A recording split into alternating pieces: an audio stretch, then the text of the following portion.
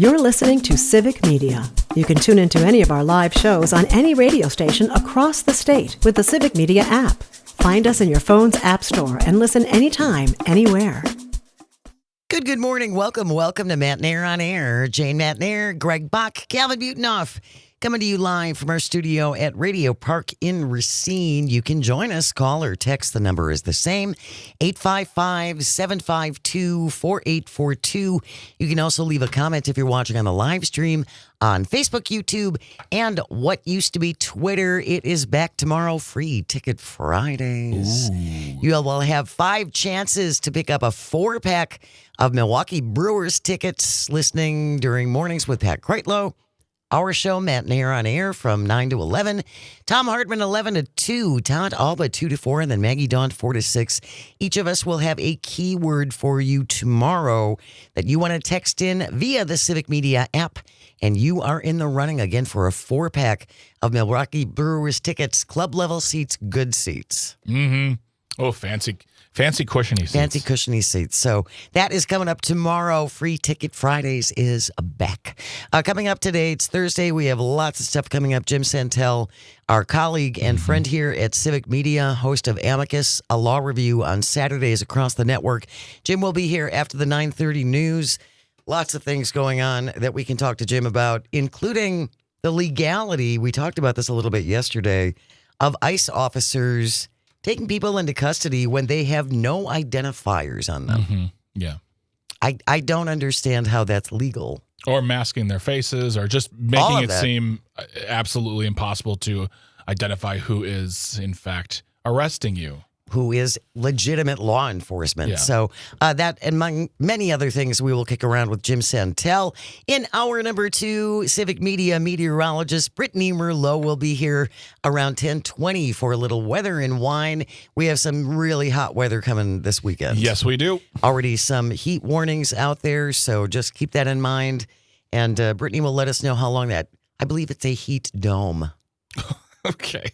That's what I've read. Wow. Yes, how long that heat dome is going to be around and how long we're going to be in these steamy weather conditions.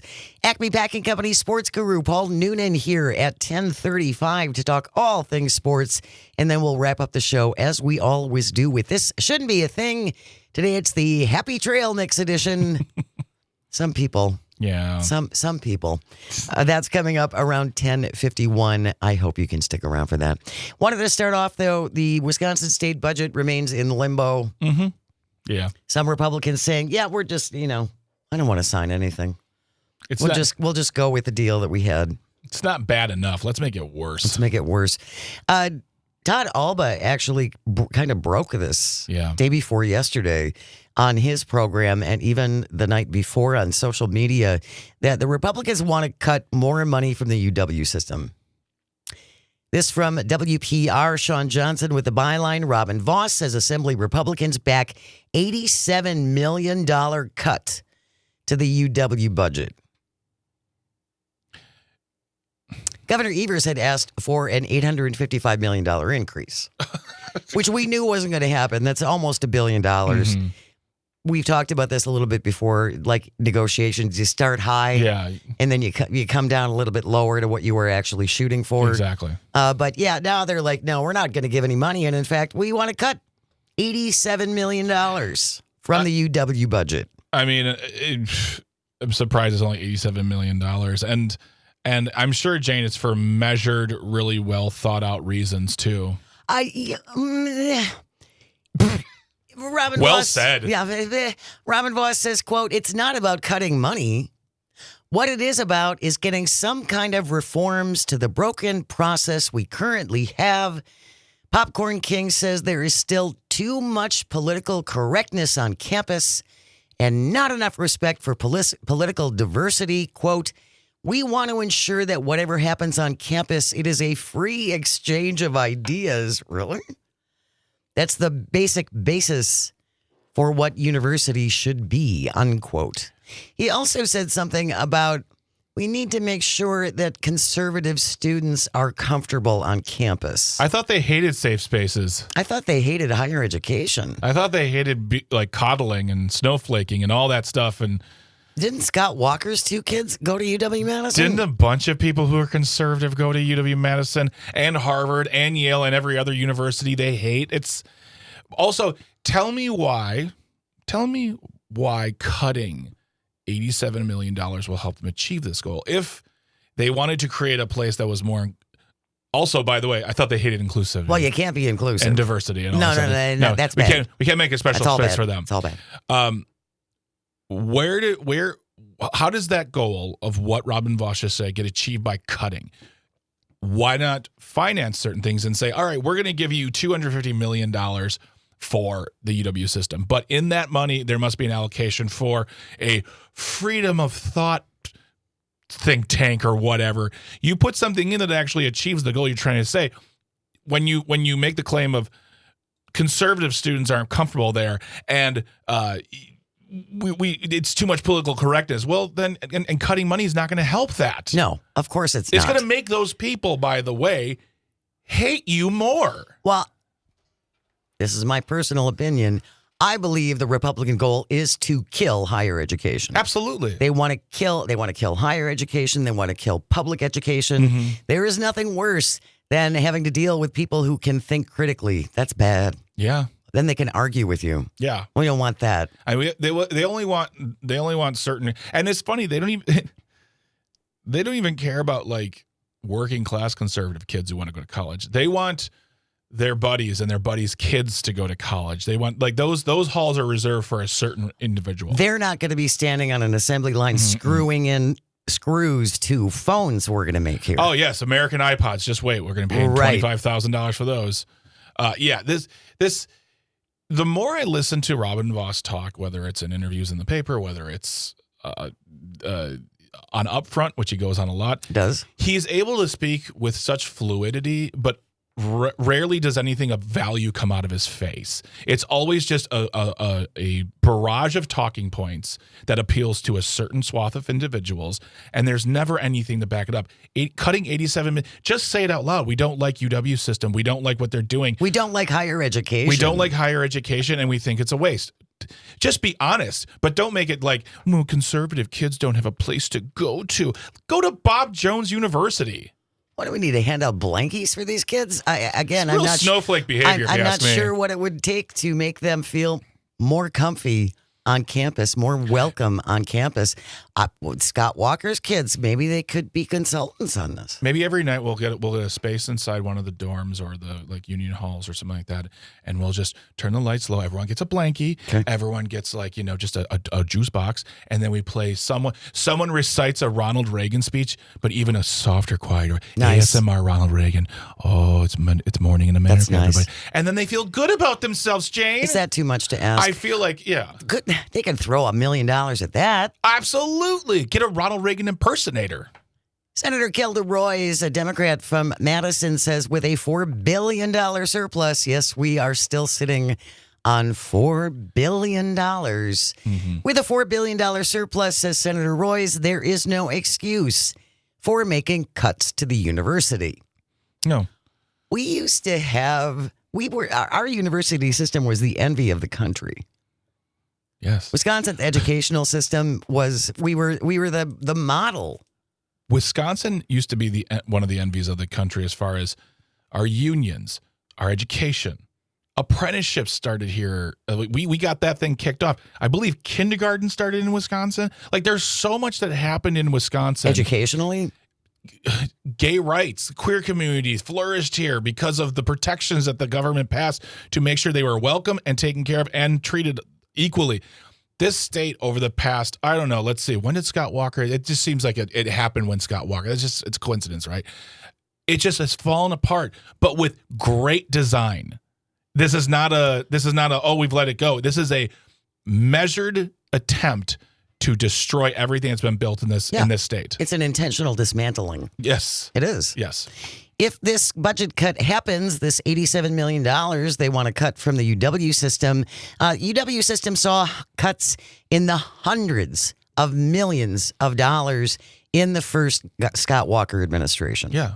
So you're right. This began when Walker got into office. Yes. Intention and with honestly, if you think about it, Scott Walker got into office in 2010.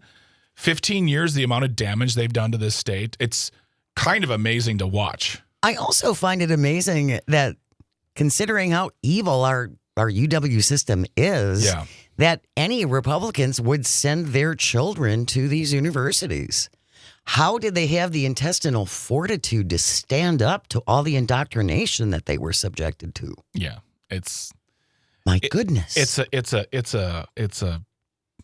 It's a game they've been playing for the long. Just fear education, unless you want your kid to go to be going to big. But I don't know that notion. I just keep on going back to the idea of they hate school so much, so they want to make it unaffordable for the regular folk. But their kids, their kids and their friends' kids will go there because that's good. Because at the end of the day, it's a good school and provides opportunity and fraternity and people see a UW-Madison diploma on your resume. They're like, oh, I went there. Hey, we'll give you a shot. You know what I mean? Yeah. It just... Yeah, things still going well in Madison. Friction between Democrats and Republicans on display yesterday. The Senate passed several bills along party lines that create programs and grants with no state funding attached. So they passed, we like this program, and we're going to do funding for this program. We just aren't going to say how we're going to pay for it. What? Republicans argue the bills need to be signed before funding is included in the budget to assure them that Governor Evers won't make any changes using his partial veto. They're still really stung by that. The changes that he made with the education and the 400-year education. Yeah, they're really upset about it. I have a feeling, Jane, and I am not a fortune teller. I can't say what would happen in an alternate dimension. I have a feeling that even had he not done that, they'd still just be sore losers. And I mean, honestly, this is their MO is just to punish us. They just want to punish us, the regular folks, working class, blue collar. We don't donate enough money to really be important. Man, I would love to. I'd donate enough money to be like, hey, can you guys just like us for 20 minutes? Can you do something that helps us? The regular folks? Yeah. Help. Dude, help your friends. Fine. We know you're going to do that. I know the Democrats are going to do that. They love helping their rich friends. They have to help their rich friends. But also, every once in a while, give us something too. But that's what the Trump budget is. Yeah, exactly. It's throwing crumbs. Although in this case, with the budget bill in Washington, that will very negatively impact on the lower end of the economic spectrum. Oh my gosh. Massively. Poor and working poor are going to see their taxes increase a lot. Yeah, it is almost $2,000 I've seen. Irresponsible and disgusting. Speaking of irresponsible and disgusting, the 988 hotline is going away. We're going to talk about that on the other side. Stay with us. You are listening to Matt Nair on Air. This is the Civic Media Radio Network. You're listening to Civic Media. Stay up to date on the latest news and information for your local community and Wisconsin by signing up for our free email newsletter. Visit civicmedia.us/email to get started. Good morning and welcome to Matt Nair on Air. Jane Matt Nair, Greg Buck, Kevin Butenhoff coming to you live from our studio at Radio Park in Racine. Join us, call or text at 855-752-4842. That's 855-75-CIVIC. You can also leave a comment if you're watching on the live stream on Facebook, YouTube, and what used to be Twitter. We got baseball action coming up a little bit later on. Our broadcast starts at 12:45. The Crew at the Cubs, they got rained out yesterday. Boo. Boo. You can catch the game on terrestrial radio on WRCE in Richland Center, WISS in Oshkosh, WRJN here in Racine and Kenosha, WCQM in Park Falls, and WBZH. They have Lumberjacks next month. In Hayward, the Crew at the Cubs. Today, our broadcast starts at 12:45. Coming up in a little bit after the 9:30 news, our friend and colleague and host of Amicus, a law review, Jim Santel, will be joining us, so stay tuned for that. Right now, though, this was announced yesterday. The Trump administration is going to defund the program within the 988 suicide hotline aimed at LGBTQ kids. So if you called 988, that number will remain available. But LGBTQ callers were able to request that they talk to someone specifically trained in this area with shared experiences that they're going to X. Someone please tell me how this isn't policy that's just aimed at pure cruelty. U.S. Senator Tammy Baldwin says she will fight tooth and nail to protect LGBTQ kids after the administration proposed Wednesday the National Suicide and Crisis Lifeline will no longer support programs aimed at LGBTQ youth. A survey done by the Trevor Project last year found that 40% of LGBTQ young people considered suicide. In the previous year, 12% of LGBTQ young people attempted suicide. Both are higher than those among non-LGBTQ youth. Yeah. It's because of a lack of support. Yeah. These kids are if they're not just kicked out of their houses, their family, their community, the church, they're put into terrible positions of pressure and mental instability not mental instability, just mental strife that makes them think that they're not good enough. And kids without help can spiral out. Adults can as well, but kids need a place to go. And this is just a simple program aimed at helping people. This was instituted, I believe, in 2022. Yep. It hasn't been around for that long. No, it hasn't. No, I'm sorry. It was 2023.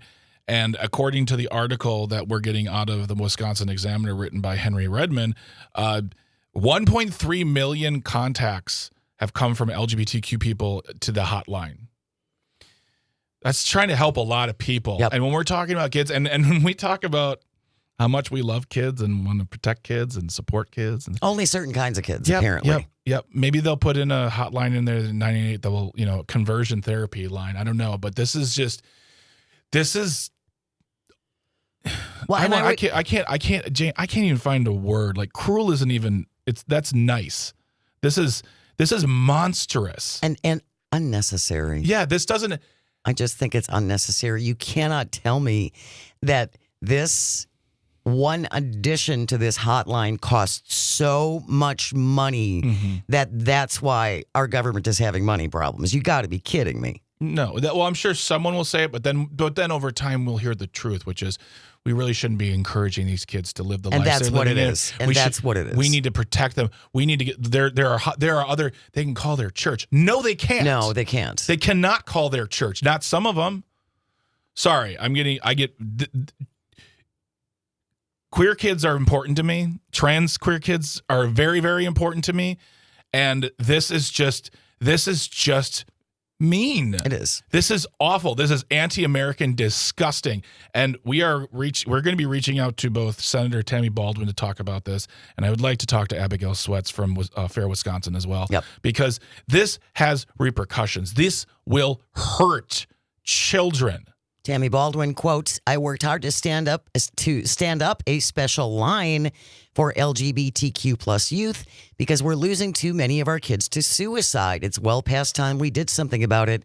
Children facing dark times and contemplating taking their life often have nowhere else to turn besides this 988 lifeline, and the Trump administration is cruelly and needlessly taking that away." And I would think that we can all agree that if we reach for help, it's always better if the person on the other end of the line has experienced the same thing, right? I'd love to say I'm not saying that other people on this helpline can't be helpful, but I think talking to someone, being counseled by someone who lives in the same lane makes a difference. It makes a difference. It's important. I think it's necessary, and I think that, Jane, we can't all agree apparently because they're cutting this. So there's a great group of people out there. When I say great, I mean of amount, not of personal, of good people who think that these kids do not. They're not worth their problems are not worth the time or the money. Which once again, it's like when we get into an argument about funding NPR. It is 0.0. I want to know. I want to know how much this portion of 988 is, and I want to know all the zeros that are involved as far as 0.0000% of the budget. It's teeny. It is so, and during Pride Month too, and they did it intentionally. Absolutely. They always do this. We have news coming up next when we return. Jim Santel, host of Amicus, a law review Saturdays across the network from 9 to 11, will be here. Stay close. You are listening to Matt Nair on Air. This is the Civic Media Radio Network. Good morning and welcome to Matt Nair on Air. Jane Matt Nair, Greg Bach, and Sweet Kelby on the board, coming to you from our studio at Radio Park in Racine. Join us, call or text at 855-752-4842. You can also leave a comment if you're watching on the live stream on Facebook, YouTube, and what used to be Twitter. He joins us every Thursday at this time. He is our friend and colleague and host of Amicus, a law review across the network Saturdays from 9 to 11. Jim Santel is here, a working attorney, a former U.S. attorney. This is why we get to be lawyer adjacent, because we have Jim Santel here. Jim, before we went and it's a good adjacency, Jane, by the way. It is not a bad adjacency. It is a very good one. We are always grateful for your insight and your perspective and your experience. And before we went to the news at the bottom of the hour, Jim, we were talking about the decision by the Trump administration to stop funding the LGBTQ plus portion of the 988 suicide hotline. And if you didn't have a chance to listen to Maggie Dawn's show yesterday, I highly encourage you to go back. She did talk about this for quite a bit. She also spoke with Abigail Sweats from Fair, Wisconsin. Yeah. So you can always find archives of our shows, all of our shows, at civicmedia.us, and then just click on shows and go down to the show that you want. But I highly encourage you to listen to Maggie's show from yesterday. But what a disappointment, Jim, and it's dangerous. A profound disappointment, not only as a public policy matter and the shutdown of this important access that has been there again for not a great deal of time, not enough time. Just a couple years. But exactly. But again, it's implicit in your comments, Greg's comments as well. We know from the records in all of these kinds of outreach, the hotline access, that they also save lives. And they may not solve problems in the moment of the conversations, but they stop people from doing things that they might otherwise be inclined to do and give them a bridge to give them a sense of forward movement in their lives. And so this is catastrophic, not only, again, in terms of what we should be doing as a community, but for people who would otherwise get access. Again, as you said, the line is still there, but that importance of having that connection of human beings who've gone through the same thing cannot be overstated. As I was listening to your compelling and hair in the back of my neck rising conversation about this, Maggie's yesterday as well, reminded of what Sonia Sotomayor wrote and released just the same day, actually, yesterday or so, finding, again, opposing the position of the Supreme Court that, in fact, Tennessee and other states can stop healthcare being provided to youth, underage, minor transgender populations. There's a portion of the opinion, there are actually many of them that I commend to your listeners, but Sonia Sotomayor takes the opportunity to talk about the impact of this upon particular individuals. I won't read all of it. It's on page 6 and 7 and 8 of her opinion, but she talks about how this ban applies no matter what the minor's parents and doctors think, with no regard to the severity of the minor's health conditions or the extent to which the treatment is medically necessary. Talks in particular about, obviously, people identified in the pleadings, Ryan Rowe, named by name, he's 16, LW, the initials, John Doe, people who are affected dramatically by the support and the lack of support. You're talking about treatments for trans youth. Right. She's talking about their life experiences. And again, the connections, I could not avoid the connections between her accounts of individual people. They're real. This is not just a decision by some bureaucrats in Washington, D.C. and by the president to stop this.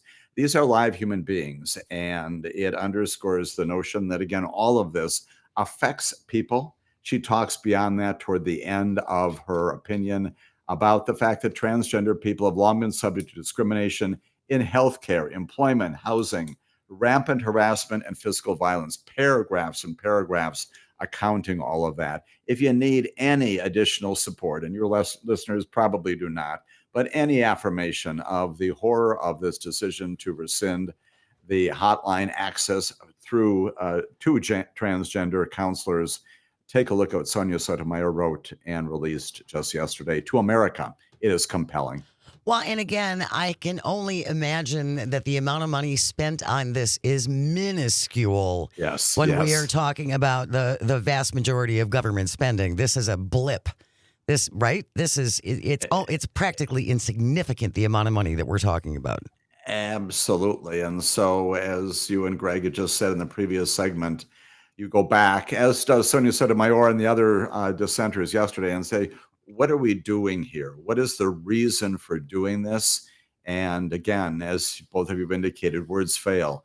Words like cruelty and intentional attacks, candidly, upon people because we don't like who they are. We don't like what they represent, whatever the perverse mindset is. That's what animates this. It's not about economics. It's not about operational capacity. None of those things. It's simply because we're going after those people, Right.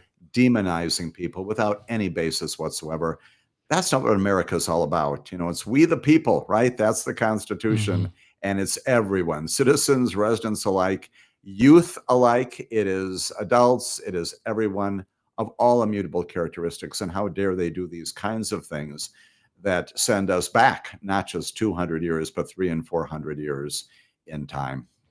So I did some looking really quick because I wanted to find out, and there's no specific number for the exact thing for the LGBTQ line, just for that. So basically, they spend about $33 million overall in programs, mainly focusing on this line for LGBTQ youth. This is in the 2020 budget. The 2020 budget was $7.71 trillion total. For the budget. For the budget. Of that, $33 million was given to this program. And if they want to post it as, well, that's money we can save, that is like, if I'm doing math correctly, it's 0.0000046% of the budget. It's minuscule. It's nothing. Yeah. This is cruelty. This is gross. Well, yeah, and it's not about saving money. It's not about. It is about trying to disappear segments of our population. We've seen that to what the White House has done with some of the White House websites, and just disappearing people from the code talkers from World War II and other people of color and women who have had accomplishments. All that stuff's gone.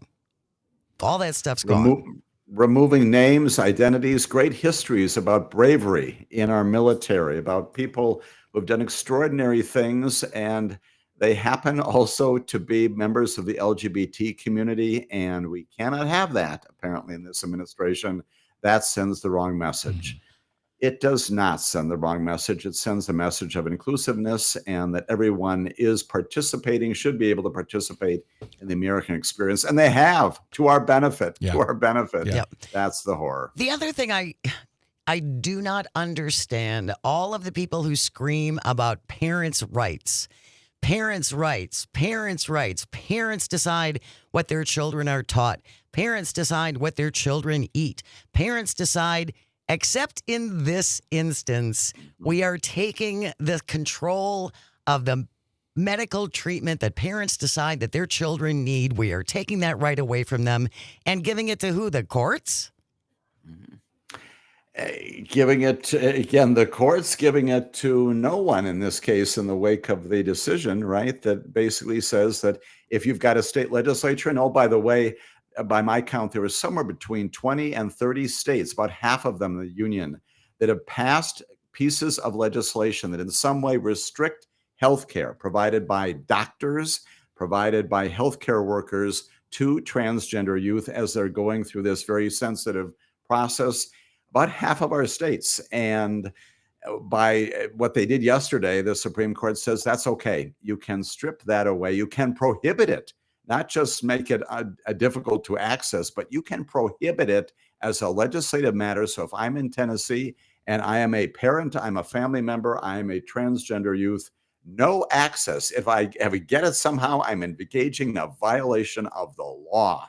And the Supreme Court yesterday said that half the states of the union, that's okay. The other concern, of course, that some of the dissenters identified, as do many people in the wake of yesterday's decision, what else does this bring forward? That is, if there are other states that are teetering on whether or not you can do this, they may go down that road. And beyond that, Jane, as your comments just indicated, we are once again highlighting and demonizing a group of people. It's those transgender people, right? And we know as well that we've got, as we just mentioned already, the Supreme Court has said that Donald Trump could go ahead and get rid of them from our military. No proof whatsoever that there is any impact, just the opposite, a positive impact by having transgender members of our military. Yes, indeed, we've got the war on sports and the war on bathrooms still come up on a regular basis. All of this kind of thing is just a part of a larger plan to look at people and say, we don't like you, and you and other people should not like you either. And now we're permitting legislatures to embrace that notion and make it the law. What is next? And that's the concern right now in the 24 hours after the announcement of this decision. What is coming up next? What is the other branch of this that goes forward? What are you going to do next, John Roberts and 5 other members of the Supreme Court? If you're just joining us, we're having a discussion with James Santel, who is the host of Amicus, a law review, which is available and on the air every Saturday from 9 to 11, also available on civicmedia.us/shows for past listening experiences. I think the next step is, Jim, and I want to make something really clear, transgender individuals, people who identify as transgender, and this is 13 and older, is 0.6% of the population. It's this tiny portion of the population. Tiny. And I think that you go after them, and once that is controlled and done, and the next thing I think is the full spectrum of the queer community, because we see people already talking about rolling back marriage equality. It's chipping away little by little, and somewhere in the 2010s, in the teens, 2010s, when marriage equality became a thing, people kind of put it down like, oh, we can't really go after that. That's we got to demonize another group. Well, they found their group, and it's perfect because there's so many people who don't understand transgender people, even though they're individuals who are just living a life. But I think once that is taken care of in their eyes, the next is the full spectrum of those in the queer community. And then after that, who knows? It's just anyone who doesn't look like us.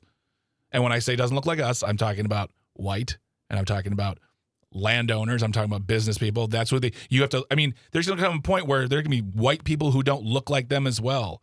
They're not going to be good enough. We say it all the time. They're going to go there.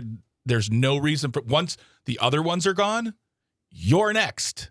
So that's where I think it's going to go. I think it's a full movement through Project 2025 to Christianize this country, and the queer population just does not fit in that group. Even though there's a lot of wonderful, devout Christians who are queer, gay, lesbian, all the Muslim, Jewish, it's not good enough, Jane. Not good enough, Jim. They got to go. Right. And we're going to then reverse. Again, recent history, we forget that, we do not forget that Obergefell, Windsor, those are recent decisions by Supreme Court, and also Bostock, this other case written by Gorsuch, saying, yes, you're right, you can be protected under Title VII in employment settings. All of that, again, now on the plate for a review and examination. We're going to continue our conversation with Jim Santel on the other side. Stay with us. You're listening to Matt and Air on Air. This is the Civic Media Radio Network. Don't go away. You're listening to Civic Media. Find the latest news, information, and archives of all your favorite shows on the Civic Media website, civicmedia.us. Good morning and welcome back to Matt and Air on Air. Jane Matt and Air, Greg Bach, Calby on the board, coming to you from our studio at Radio Park in Racine. Join us, call or text at 855-752-4842. You can leave a comment if you're watching on the live stream on Facebook, YouTube, and what used to be Twitter. Coming up later on today on the Todd Alba Show from 2 to 4 across the network. At 2:35, they will talk about all the political news around Wisconsin with Dan Schaefer from the Recombobulation area. In the second hour, What's Worse? Garden Pest Edition.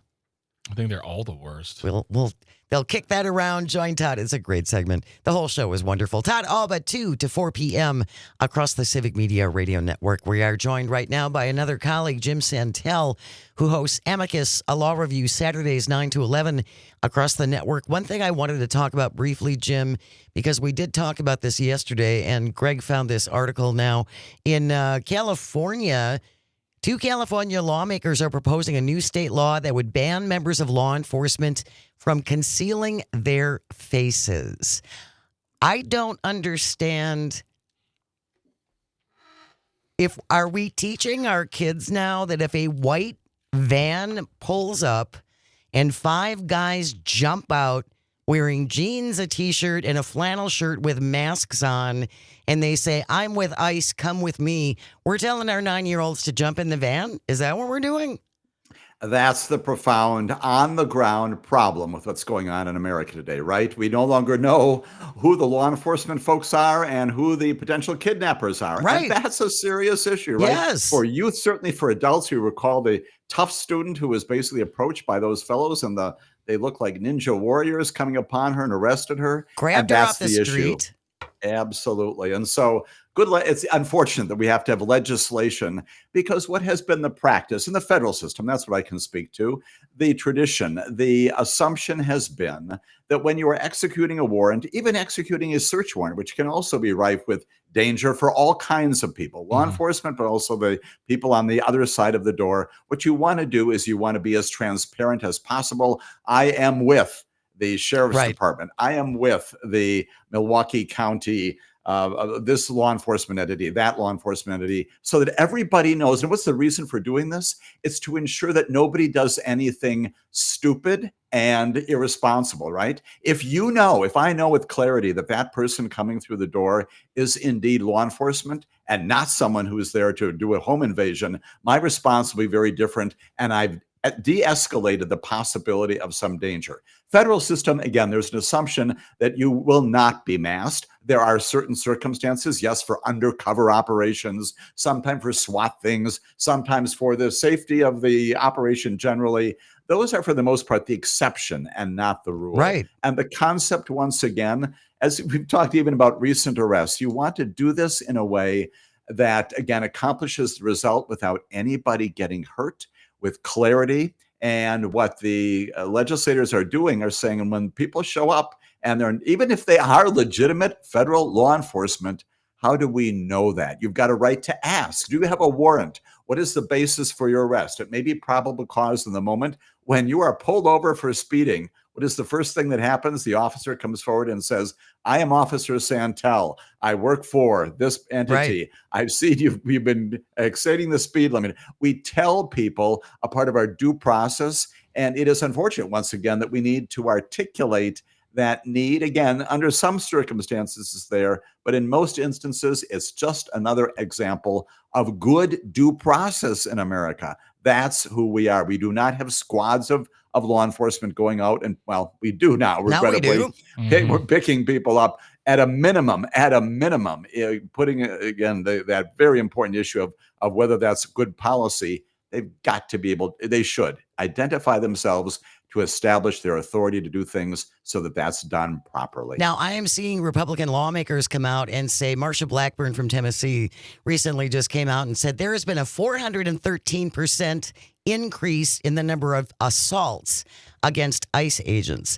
Of course, like with so many things with this administration, no one has come forward with proof. No one has come forward with the number of cases where this has happened. I don't think they should be assaulted. I don't think any law enforcement should be assaulted. But apparently they're okay with it only on January 6th. Those assaults were fine. Those people were patriots. But in all other cases, that doesn't apply.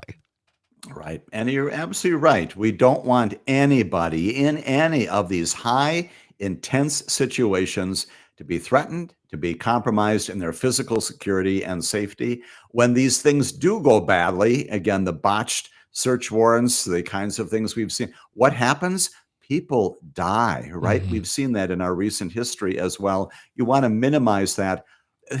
the reality is, and I realize it's not true of everyone in America, when someone comes forward and says, I am here to execute a search warrant, I'm here to arrest you, here is who I am, here's my badge, this is the authority that I have.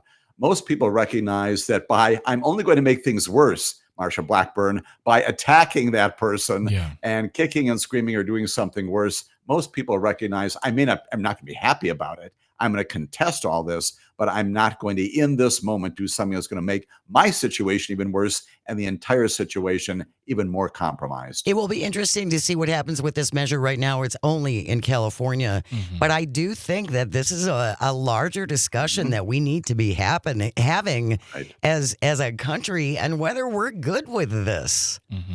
Right. And we should not be, again, with some limited exceptions. It's called transparency in government, including law enforcement. It's what I spent 30 years doing. You do it in a way that's fair and decent and ensures that the aspirations of our Constitution are met in the practical illustrations of it every single day. Join Jim Santel Saturdays 9 to 11 across the network for Amicus, a law review. Jim Santel, thank you so very much. Really appreciate it. Jane, Greg, always a pleasure. Have a good week. We'll see you next week. We have news coming up next. Stay with us. You are listening to Matt and Aaron on Air on the vast, statewide, countrywide. You can pick us up globally on the app, baby. Civic Media Radio Network. The national news cycle never stops, but it can be hard to find news about your local community. Civic Media is dedicated to providing quality local and state news coverage across Wisconsin. With the Civic Media app, you can get notifications about local stories that matter to you and your community. Find the free Civic Media app in your phone's app store and choose notifications from the menu to tell us what kind of news you want to hear about.